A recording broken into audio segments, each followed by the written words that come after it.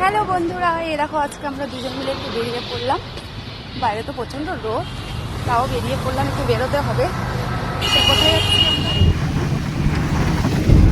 এই দেখো বন্ধুরা, আমরা চলে এসেছি বিধান মার্কেটের অপোজিটে বাটার সামনে একটি দোকানে। তা আমরা সব সময় এখান থেকে মার্কেটিং করি, সেটা বলো দুর্গাপূজার সময় বা অন্য কোনো সময়। তাই এখানকার কালেকশনগুলো খুব ভালো আর খুব পছন্দ হয়।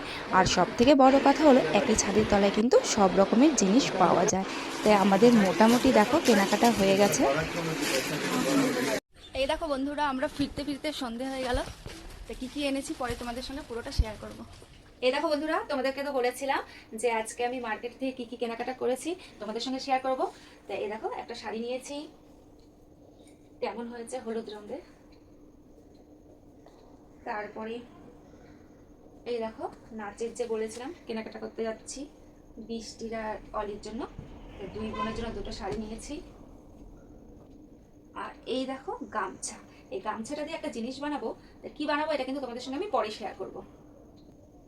দেখো একটা কুর্তি, এটা হচ্ছে পূজার জন্য, ওর অ্যানিভার্সারি গিফট।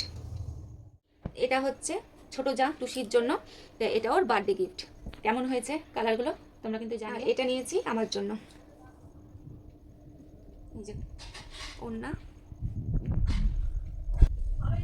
আর এটা তোমাদের দাদা ভাইয়ের জন্য, এই একটা আর এই একটা, দুটো। এটা বড় মেয়ে মানে অলির জন্য নিয়ে নিলাম। এই দেখো বন্ধুরা, দুটো ফুল নিয়েছি। তো এটা বৃষ্টির আর অলির। তাই কী ফুল বলো তো এটা, তোমরা একটু কমেন্ট করে আমাকে জানিও।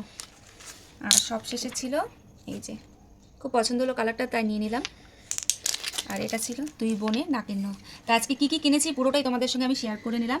কেমন হয়েছে তোমরা কিন্তু জানিও।